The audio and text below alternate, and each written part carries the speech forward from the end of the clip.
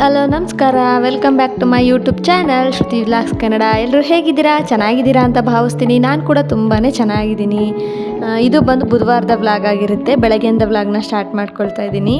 ಇವತ್ತು ಬೆಳಗ್ಗೆನೇ ಹನಿ ಬರ್ತಾ ಇತ್ತು.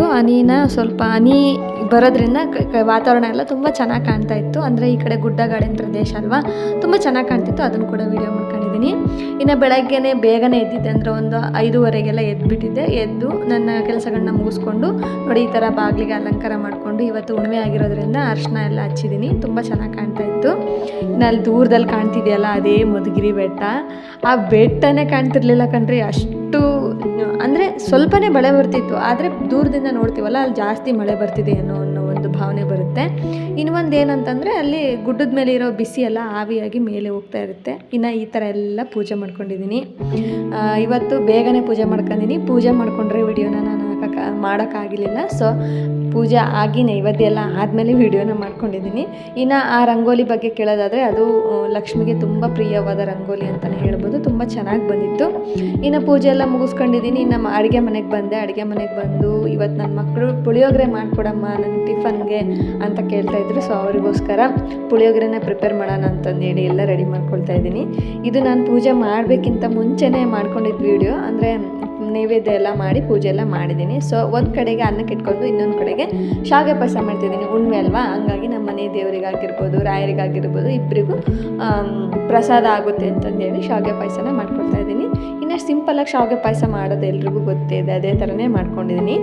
ಇನ್ನು ಒಂದು ಕಡೆಗೆ ಕುಕ್ಕರಲ್ಲಿ ಅನ್ನ ಇಟ್ಕೊಂಡಿದ್ದೀನಿ. ಅನ್ನ ಅದು ಮುಚ್ಚಿದ್ದೆ ಕುಕ್ಕರ್ನ, ಅದು ಯಾಕೋ ವಿಜಲ್ ಬರಲಿಲ್ಲ ಅಂತಂದರೆ ನೀರು ಜಾಸ್ತಿ ಆಗಿತ್ತು. ಸೊ ಅದಕ್ಕೆ ಮತ್ತಿನ್ನೇನು ಮುಚ್ಚೋದು ಅಂತ ತೆಗೆದು ಹಂಗೇ ಅನ್ನನ ಮಾಡ್ಕೊಳ್ತಾ ಇದ್ದೀನಿ.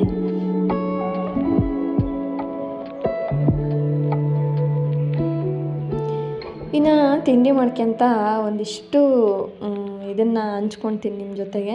ಏನಂದರೆ ನನ್ನ ಜೀವನದಲ್ಲಿ ಆಗಿರೋ ಒಂದು ಕೆಲವೊಂದು ಘಟನೆಯನ್ನು ಹಂಚ್ಕೊಳ್ತೀನಿ. ಏನಂದರೆ, ನನಗೆ ಅಪ್ಪ ಅಮ್ಮ ಇಲ್ಲ. ನಾನು ತುಂಬ ಕಷ್ಟಪಟ್ಟು ಬೆಳೆದಿರೋಳು.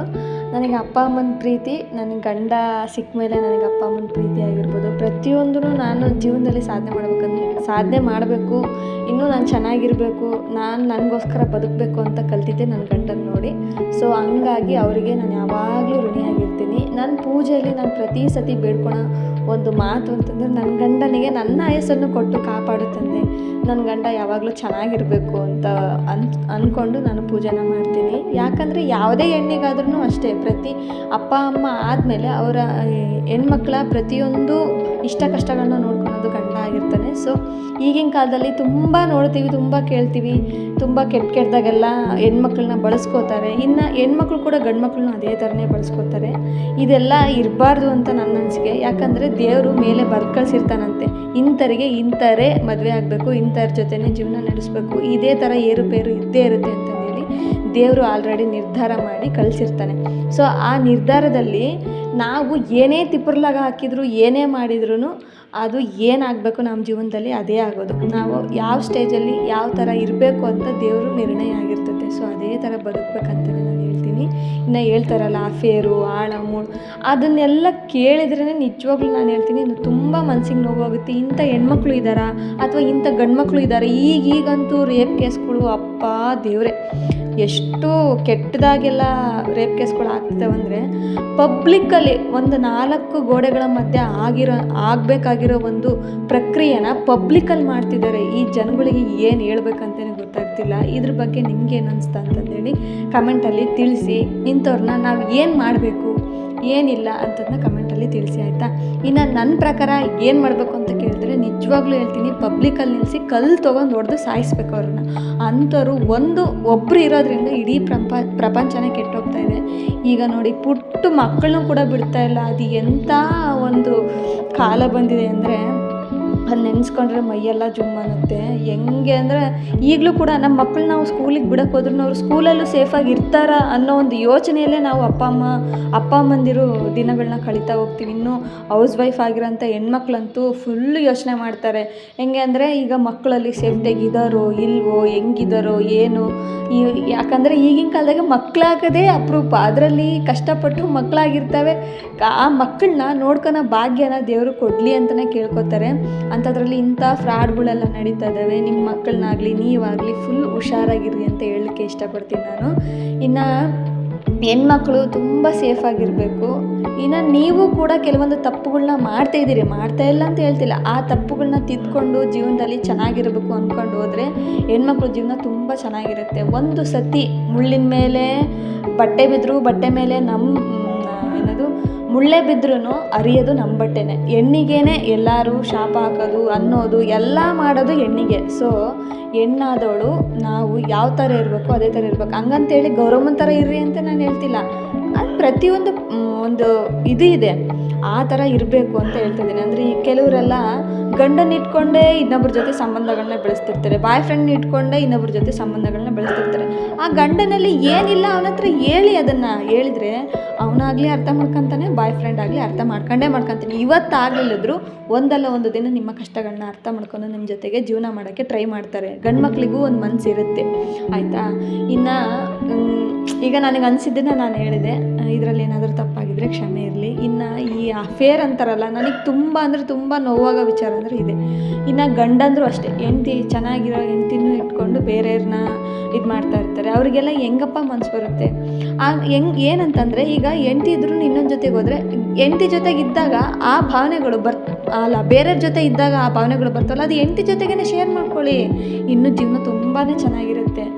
ನನಗೆ ಯಾಕೋ ಇವತ್ತು ಈ ಥರ ಎಲ್ಲ ಹೇಳ್ಬೇಕು ಅನ್ನಿಸ್ತು. ಏನಾದರೂ ತಪ್ಪಾಗಿದ್ದರೆ ಕ್ಷಮಿಸಿ, ಆಯಿತಾ. ಇನ್ನು ತಿಂಡಿ ಎಲ್ಲ ಮಾಡ್ಕೊಳ್ತಾ ಇದ್ದೀನಿ. ನನ್ನ ಮಗ ಬಂದು ಅಲ್ಲೇ ಹಸ್ವಾಗ್ತಿದೆ, ಅಮ್ಮ ನನಗೆ ಬೇಗ ಕೊಡು ತಿಂಡಿನ ಅಂತ ಕೇಳ್ತಾ ಇದ್ದ. ಸ್ವಲ್ಪ ಲೇಟಾಗಿ ಎದ್ದಿದ್ರು. ಎದ್ದ ತಕ್ಷಣ ಫ್ರೆಶ್ ಅಪ್ ಆಗಿ ಬಂದು ಚಡ್ಡಿ ಕೂಡ ಹಾಕ್ಯಂದಿಲ್ಲ ಕಂಡ್ರೆ ಹಂಗೆ ಬಂದು ಕುತ್ಕೊಂಡದನ್ನೇ ಊಟ ಮಾಡಬೇಕು ನಾನು, ಹೊಟ್ಟೆ ಹಶ್ವಾಗೈತಮ್ಮ ಅಂತ. ಬೆಳಗ್ಗೆನೇ ಇವತ್ತು ಹಾಲು ಕೂಡ ತರಲಿಲ್ಲ.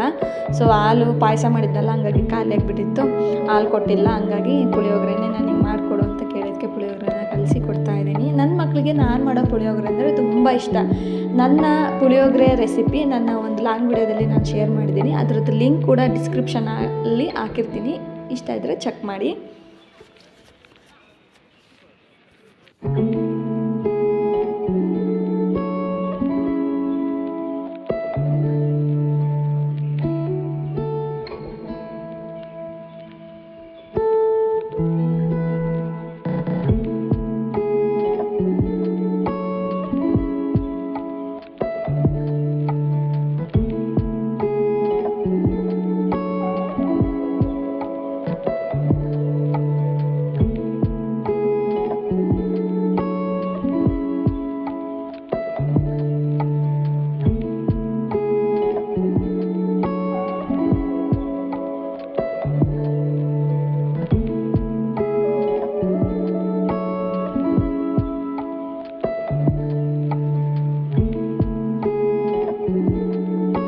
ಇನ್ನು ತಿಂಡಿನ ಪ್ಲೇಟಿಗೆ ಹಾಕೊಂಬಂದು ಕೂರಿಸಿದ್ದೀನಿ. ನಾನೇ ತಿನ್ನಿಸ್ತಾ ಇದ್ದೀನಿ. ಅವರೇ ತಿನ್ನೋಕೆ ಇದು ಮಾಡಿದ್ರು, ಸುಡ್ತಾ ಇತ್ತು, ಅದಕ್ಕೆ ನಾನು ಸ್ವಲ್ಪ ತಿನ್ನಿಸಿದೆ. ನನ್ನ ಮಗಳು ತಿಂತಾಳೆ, ನನ್ನ ಮಗನ ಸ್ವಲ್ಪ ಕಿರಿಕಿರಿ ಮಾಡ್ತಾನೆ.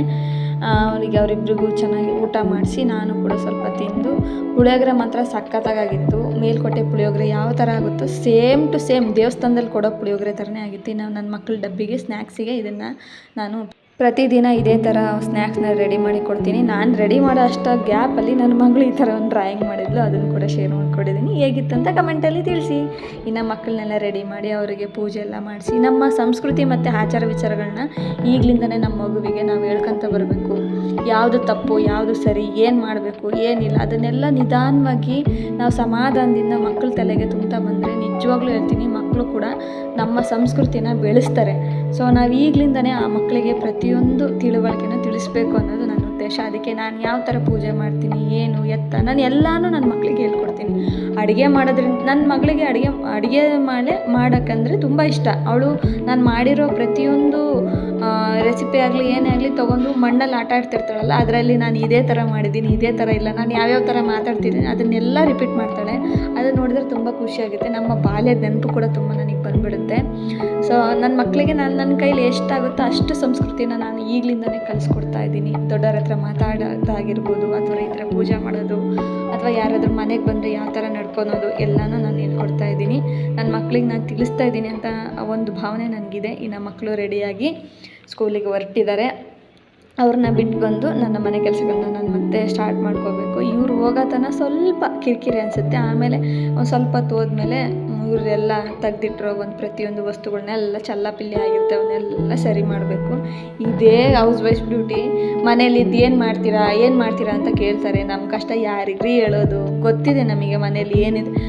ಹೊರಗೆ ಹೋಗಿ ಬಂದು ಕೆಲಸ ಮಾಡ್ಕೊಂಬಂದು ಆರಾಮಾಗಿ ಮನೆ ಮಾಡ್ಕೊಂಡು ಮಲ್ಕೋಬೋದು. ಬಟ್ ಮನೆಗಿದ್ದು ಆ ಕೆಲಸ ಈ ಕೆಲಸ ಮಾಡ್ಕೊಂಡು ಹುಡ್ಕೊಂಡು ಮಾಡೋದೈತಲ್ಲ, ಅದು ತುಂಬಾ ಕಷ್ಟ ಅಂತಲೇ ಹೇಳ್ಬೋದು. ನನ್ನ ಪ್ರಕಾರ ನನಗೆ ಅದೇ ಕಷ್ಟ.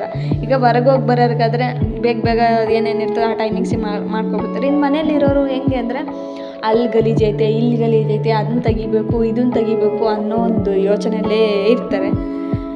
ಇನ್ನು ಮನೆಗೆ ಬಂದೆ, ಅವರು ಸ್ಕೂಲಿಗೆ ಬಿಟ್ಟು ಇಷ್ಟೆಲ್ಲ ರಂಪ ಮಾಡೋಗಿದ್ರು. ಟಕ್ ಅಂತ ಬೇಗ ಎಲ್ಲ ಕ್ಲೀನ್ ಮಾಡಿಕೊಂಡು ಟಕ್ ಅಂತ ರೆಡಿ ಆದೆ. ದೇವಸ್ಥಾನಕ್ಕೆ ಹೋಗ್ಬೇಕಿತ್ತು, ಹಾಗಾಗಿ ಇವತ್ತು ಉರುಮೆ ಇತ್ತಲ್ವ, ಈ ಥರ ಎಲ್ಲ ರೆಡಿಯಾಗಿ ನಾನು ದೇವಸ್ಥಾನಕ್ಕೆ ಹೋದರೆ ಪ್ರಾಪರಾಗಿ ನಾನು ಸೇರೆನೇ ಹಾಕ್ಕೊಂಡು ಹೋಗೋದು. ಸೊ ಇವತ್ತು ರಾಘವೇಂದ್ರ ಸ್ವಾಮಿ ದೇವಸ್ಥಾನಕ್ಕೆ ಹೋಗಿದ್ದೆ. ಅಲ್ಲಿ ನೋಡಿ ತುಂಬ ಖುಷಿ ಆಯಿತು. ಎಷ್ಟೋ ಜನ ಬೆಳಗ್ಗೆನೇ ಬಂದು ಆಲ್ರೆಡಿ ಪೂಜೆ ಎಲ್ಲ ಮಾಡ್ಕೊಂಡಿದ್ರು. ನಾನು ಕೂಡ ಒಂದು ದೀಪಾರಾಧನೆ ಮಾಡೋಣ ಅಂದ್ಕೊಂಡು ರೆಡಿ ಮಾಡ್ಕೊಳ್ತಾ ಇದ್ದೀನಿ. ನಾರ್ಮಲ್ ದೀಪಾರಾಧನೆ ಅಂಥದ್ದು ಏನೂ ಇಲ್ಲ. ಬೆಲ್ಲದ್ದಾಗಲಿ ಉಪ್ಪಿಂದಾಗಲಿ ಏನು ಮಾಡ್ತಿಲ್ಲ. ನಾನು ಮಾಡ್ತಿರೋದು ನಾರ್ಮಲ್ ದೀಪಾರಾಧನೆ. ಆ ದೀಪಾರಾಧನೆಗೆ ಸ್ವಲ್ಪ ಟಚಿಂಗ್ ಕೊಟ್ಟು ಮಾಡಿದ್ದೀನಿ. ಹೆಂಗೆ ಅಂದರೆ ಅಕ್ಕಿ ಮೇಲೆ ಇಟ್ಟು ನಾನು ದೀಪಾರಾಧನೆ ಮಾಡಿದ್ದೀನಿ. ಇದನ್ನು ಸಂಕಲ್ಪ ಮಾಡ್ಕೊಂಡು ಕೂಡ ಮಾಡ್ತಾರೆ. ಸೊ ನಾನು ಯಾವುದೇ ಸಂಕಲ್ಪ ಇಲ್ದೇ, ನಾನು ಯಾವುದೇ ಬೇಡಿಕೆ ಇಲ್ದೇ, ನನಗೆ ರಾಯರಿಗೆ ಯಾಕೋ ಈ ಸೇವೆನ ಮಾಡಬೇಕು ಅನ್ನಿಸ್ತು. ಸೊ ಹಂಗಾಗಿ ಈ ಸೇವೆನ ನಾನು ಮಾಡ್ಕೊಂಡಿದ್ದೀನಿ. ಈ ವಿಡಿಯೋದಲ್ಲಿ ತೋರಿಸ್ತಿರಂಗೆ ಫಸ್ಟ್ ಒಂದು ಅಡಿಕೆ ತಟ್ಟೆ ತೊಗೊಂಡು ಅದಕ್ಕೆ ಸ್ವಲ್ಪ ಅರಿಶಿನ ಮತ್ತು ಕುಂಕುಮನ ಹಾಕ್ಕೊಂಡಿದ್ದೀನಿ. ಹಚ್ಕೊಂಡು ನಮಸ್ಕಾರ ಮಾಡಿಕೊಂಡು ಹಚ್ಕೊಂಡು ಆಮೇಲೆ ಒಂದು 5 ಇಡಿ ಅಕ್ಕಿ ತೊಗೊಂಡೋಗಿದ್ದೆ. ಅಕ್ಕಿ ಕೂಡ ಇಟ್ಕೊಂಡಿದ್ದೀನಿ. ಒಂದು 5 ಇಡಿ ಅಕ್ಕಿ ಹಾಕಿ ಅದ್ರ ಮೇಲೆ ಬೀಜಾಕ್ಷರನ ಬರ್ಕೋಬೇಕು. ಯಾವುದಾದ್ರೂ ಸರಿ, ಓಂ ಶ್ರೀಂ ಅಥವಾ ಸ್ವಸ್ತಿಕ್ ಯಾವುದಾದ್ರೂ ಬರ್ಕೋಬೋದು. ಒಂದು ಬೀಜಾಕ್ಷರನ ಬರ್ಕೊಂಡಿದ್ದೀನಿ. ನಾನಿಲ್ಲಿ ಓಂ ಬೀಜಾಕ್ಷರನ ಬರ್ಕೊಂಡು ಅದಕ್ಕೆ ಅರಿಶಿನ ಕುಂಕುಮ ಎಲ್ಲ ಇಟ್ಟು ಅಲಂಕಾರ ಮಾಡೀನಿ. ಇನ್ನು ನಾನು ದೀಪನ ಎಷ್ಟು ದೀಪ ಹಚ್ತೀನಿ ಅಂತಂದರೆ 5 ದೀಪ ಹಚ್ತೀನಿ. ಇಲ್ಲ 2 ಹಚ್ಬೇಕು, ಇಲ್ಲ 5 ಹಚ್ಬೇಕು, ಇಲ್ಲ 9 ಹಚ್ಬೇಕು. ನಮಗೆ ಶಕ್ತಿ ಎಷ್ಟಿರುತ್ತೋ ಅಷ್ಟನ್ನು ನಾವು ಹಚ್ಬೋದು. ದೇವ್ರ ಕೃಪೆ ಇದ್ರ ಮೇಲೆ ಇದ್ದೇ ಇರುತ್ತೆ. ನಾವು ಭಕ್ತಿಯಿಂದ ಒಂದು ಹೂವು ಇಟ್ಟರೂ ಕೂಡ ದೇವ್ರು ನಮ್ಮನ್ನು ಕಾಪಾಡ್ತಾನಂತೆ.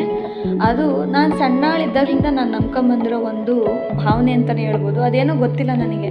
ಮನುಷ್ಯರನ್ನ ಜಾಸ್ತಿ ನಂಬ್ತೀನಿ ಇಲ್ಲೋ ಗೊತ್ತಿಲ್ಲ, ಬಟ್ ದೇವ್ರನ್ನ ಮಾತ್ರ ತುಂಬ ನಂಬ್ತೀನಿ. ಯಾಕಂದರೆ ನಮ್ಮ ಕೈಲೇ ಆಗದೇ ಇರೋದನ್ನು ದೇವರು ನಿಜವಾಗ್ಲೂ ಮಾಡಿಕೊಡ್ತಾನೆ. ನನ್ನ ಲೈಫಲ್ಲಿ ತುಂಬ ಅಂದರೆ ತುಂಬ ವಿಷಯಗಳು ನಡೆದಿದ್ದಾವೆ. ಸೊ ಹಂಗಾಗಿ ನಾನು ದೇವ್ರ ಮೇಲೆ ಯಾವತ್ತೂ ನಂಬಿಕೆ ಕಳ್ಕೊಂಡಿಲ್ಲ. ನನಗೆ ಯಾಕೆ ಈ ಥರ ಮಾಡಿಲ್ಲ ಅಂತ ಕೇಳ್ತೀನಿ, ಕೇಳಲ್ಲ ಅಂತಲ್ಲ. ಒಂದೊಂದು ಸತಿ ನನಗೆ ಮನಸ್ಸಿಗೆ ಬೇಜಾರಾದಾಗ ಪ್ರತಿಯೊಂದನ್ನು ನಾನು ದೇವ್ರ ಮುಂದೆ ಕೂತ್ಕೊಂಡು ಕೇಳೋದು. ಬೇರೆಯವ್ರ ಮುಂದೆ ಹೇಳಿದರೆ ಆಡ್ಕೋತಾರೆ. ಅದೇ ದೇವ್ರ ಮುಂದೆ ಕೂತ್ಕೊಂಡು ಕೇಳಿದರೆ ಯಾವುದೋ ಒಂದು ರೂಪದಲ್ಲಿ ನಮಗೆ ಸಮಾಧಾನ ಮಾಡ್ತಾರೆ ಅಂತಲೇ ಹೇಳ್ಬೋದು. ನನ್ನ ಜೀವನದಲ್ಲಿ ತುಂಬ ವಿಚಾರಗಳಾಗಿದ್ದಾವೆ ಆ ಥರ. ಇನ್ನು ನನ್ನ ಗಂಡ ಸಿಕ್ಕಿದ್ದು ಕೂಡ ದೇವರಿಂದನೇ ಅಂತಲೇ ನಾನು ಹೇಳ್ತೀನಿ. ಯಾಕಂದರೆ ನಾನು ಸಣ್ಣ ವಯಸ್ಸಲ್ಲಿ ತುಂಬ ಕಷ್ಟಪಟ್ಟಿದ್ದೀನಿ. ಹಾಸ್ಟೆಲೆಲ್ಲ ಇದ್ದು ನಾವು ಬೆಳೆದಿರೋದು. ನನಗೆ ತಂದೆ ತಾಯಿ ಇಲ್ಲ. ಸೊ ಹಂಗಾಗಿ ತುಂಬಾ ಕಷ್ಟಪಟ್ಟಿದ್ದೀನಿ. ಆ ಕಷ್ಟದ ಸಂದರ್ಭದಲ್ಲಿ ನಾನು ಮುಗಿದ ಮೇಲೆ ಒಂದು 2 ವರ್ಷ ನಾನು ಮನೆಯಲ್ಲಿದ್ದು ಕೂಲಿ ಕೆಲಸ ಎಲ್ಲ ಮಾಡಿದ್ದೀನಿ. ಆ ಕೂಲಿ ಕೆಲಸ ಮಾಡ್ಬೇಕಾದ್ರೆ ಕಣ್ಣೀರು ಹಾಕ್ಕೊಂಡು ಮಾಡಿದ್ದೀನಿ. ಯಾಕಂದರೆ ತಂದೆ ತಾಯಿ ಇಲ್ದಿರೋ ನೋವು ತಂದೆ ತಾಯಿ ಇಲ್ದಿರೋರ್ಗಷ್ಟೇ ಗೊತ್ತು, ಇನ್ನು ಯಾರಿಗೂ ಗೊತ್ತಿರಲ್ಲ. ಸೊ ಆ ನೋವನ್ನ ಅನುಭವಿಸ್ಕೊಳ್ತಾ ಇರಬೇಕಾದ್ರೆ ದೇವರಾಗಿ ನನ್ನ ಗಂಡ ಬಂದು ಅದೆಲ್ಲ ನೋವನ್ನು ನನಗೆ ಬಗೆಹರಿಸಿದ್ದಾರೆ. ಅವ್ರಿಗೆ ನಾನು ಎಷ್ಟು ಟ್ಯಾಂಕ್ಸ್ ಹೇಳಿದ್ರು ಸಾಲದು, ಎಷ್ಟು ನಾನು ಪ್ರೀತಿನ ಜಾಸ್ತಿ ಮಾಡಿದ್ರು ಸಾಲದು ಅಂತಲೇ ಹೇಳ್ತೀನಿ. ನಾನು ಮಾಡೋ ಪ್ರೀತಿ ಕೆಲವೊಂದು ಸತಿ ನಾನು ಅಂದ್ಕೊತೀನಿ, ನನ್ನ ಪ್ರೀತಿ ಏನೂ ಅಲ್ಲ, ನನ್ನ ಗಂಡ ಅಷ್ಟು ನನ್ನ ಚೆನ್ನಾಗಿ ನೋಡ್ಕೊಳ್ತಿದ್ದಾರೆ, ನನಗೆ ಪ್ರೀತಿ ವಿಶ್ವಾಸನ ಕೊಡ್ತಿದ್ದಾರೆ, ನನ್ನ ಮೇಲೆ ನಂಬಿಕೆ ಇಟ್ಟಿದ್ದಾರೆ ಅಂತಂದು. ಆ ನಂಬಿಕೆಗೆ ಯಾವಾಗಲೂ ಬದ್ಧವಾಗೇ ಇದ್ದೀನಿ ನಾನು ಏನೇ ಪೂಜೆ ಪುನಸ್ಕಾರ ಮಾಡಿದ್ರು ಫಸ್ಟ್ ನಾನು ಕೇಳೋದೇ ಅವ್ರಿಗೋಸ್ಕರ. ನನ್ನ ಮಕ್ಳಿಗೋಸ್ಕರನೂ ನಾನು ಕೇಳಲ್ಲ, ನನ್ನ ಗಂಡನಿಗೋಸ್ಕರ ಕೇಳ್ತೀನಿ. ಯಾಕಂದರೆ ಅವರೇ ಇಲ್ದಿದ್ರೆ ಮಕ್ಕಳು ಬರ್ತಿರಲಿಲ್ಲ, ಯಾರೂ ಇರ್ತಿರಲಿಲ್ಲ. ಸೊ ಹಂಗಾಗಿ ಹೇಳ್ತಿದ್ದೀನಿ ಅಷ್ಟೇ. ತುಂಬ ಮಾತಾಯಿತು, ಏನಾದರೂ ತಪ್ಪಾಗಿದ್ರೆ ಕ್ಷಮಿಸಿ. ಇನ್ನು ರಾಯರ ಗುಡಿಗೆ ಎಲ್ಲ ದೀಪಾರಾಧನೆ ಎಲ್ಲ ಮುಗಿಸ್ಕೊಂಡು ಒಳಗಡೆ ಹೋದೆ. ಒಳಗಡೆ ಇನ್ನೂ ಅಲಂಕಾರ ಮಾಡ್ತಾಯಿದ್ರು. ಇಲ್ಲಿ ಹೆಂಗೆ ಅಂತಂದರೆ ಇದು ತುಂಬ ಪುರಾತನವಾದ ಒಂದು ದೇವಸ್ಥಾನ ಅಂತಲೇ ಹೇಳ್ಬೋದು. ಇಲ್ಲಿ ಒಬ್ಬರೇ ಮಾಡೋದು ಪೂಜೆನ, ಎಲ್ಲ ಸರಿ ಮಾಡಿಕೊಡ್ತಾರೆ. ಬಟ್ ತಾತ ಕಾಣ್ತಿದ್ದಾರಲ್ಲ, ತಾತನ ಬಿಟ್ಟರೆ ಇನ್ಯಾರೂ ವಿಗ್ರಹನ ಮುಟ್ಟಲ್ಲ, ಅದು ರಾಯರ ಬೃಂದಾವನನ ಮುಟ್ಟಲ್ಲ. ಸೊ ಆ ತಾತನ ಕೈಯಲ್ಲೇ ಪ್ರತಿಯೊಂದು ಆಗಬೇಕು. ನೋಡಿ ಮಂಗಳಾರತಿ ಮಾಡ್ತಾಯಿದ್ದಾರೆ. ರಾಯರ ದರ್ಶನ ಯಾರಿಗೆಲ್ಲ ಆಗಿಲ್ಲ ಕಣ್ ತುಂಬ್ಕೊಳ್ಳಿ.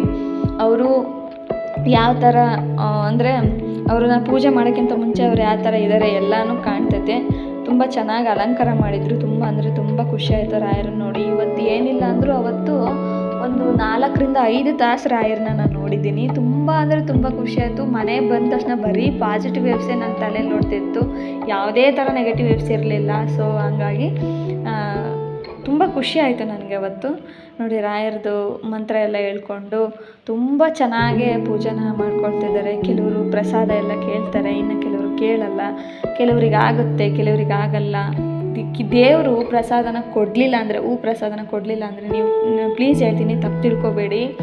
ಏನಂತಂದರೆ ನಮ್ಮ ಜೀವನದಲ್ಲಿ ಯಾವ ಟೈಮಲ್ಲಿ ಆಗಬೇಕಾಗಿರುತ್ತೆ ಅದು ಅದೇ ಟೈಮಲ್ಲಿ ಆಗುತ್ತೆ. ಅಲ್ಲಿವರೆಗೂ ನಾವು ಕಾಯಬೇಕು. ನಮಗೆ ತಾಳ್ಮೆ ಇರಬೇಕು. ತಾಳ್ಮೆ ಇದ್ದರೆ ಮನುಷ್ಯ ಜೀವನದಲ್ಲಿ ತುಂಬಾ ದೊಡ್ಡ ಸಾಧನೆ ಮಾಡ್ತಾನೆ.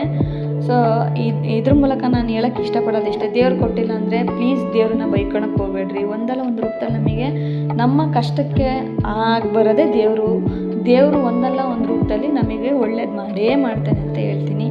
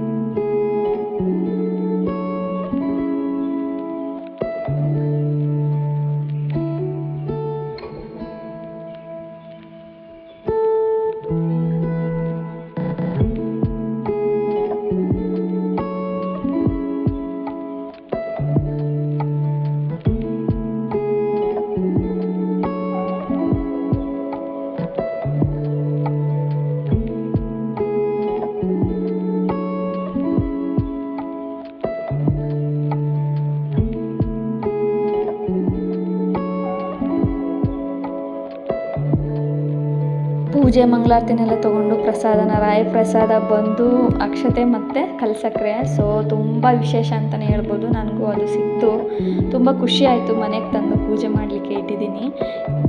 ಅಕ್ಷತೆ ಜೊತೆಗೆ ಪಂಚಾಮೃತ ಕೂಡ ಸಿಕ್ತು. ಅದೆಲ್ಲ ತೊಗೊಂಡು ಇನ್ನು ಮನೆ ಕಡೆಗೆ ನಮಸ್ಕಾರ ಮಾಡ್ಕೊಂಡು ಬಂದ್ವಿ. ಇನ್ನು ಇವತ್ತಿನ ವಿಡಿಯೋ ಇದಾಗಿತ್ತು. ಇಷ್ಟ ಆದರೆ ಪ್ಲೀಸ್ ಒಂದು ಲೈಕ್ ಮಾಡಿ, ಶೇರ್ ಮಾಡಿ, ಕಮೆಂಟ್ ಮಾಡಿ. ನನ್ನ ಚಾನಲ್ನ ಸಬ್ಸ್ಕ್ರೈಬ್ ಮಾಡ್ಕೊಳೋದು ಮಾತ್ರ ಮರಿಬೇಡಿ. ಕಮೆಂಟಲ್ಲಿ ರಾಯರಿದ್ದಾರೆ ಅಂತ ತಿಳಿಸಿ. ಇನ್ನು ಇವತ್ತಿನ ವ್ಲಾಗ್ನ ಇಲ್ಲಿಗೆ ಎಂಡ್ ಮಾಡ್ತಾಯಿದ್ದೀನಿ. ಬಾಯ್.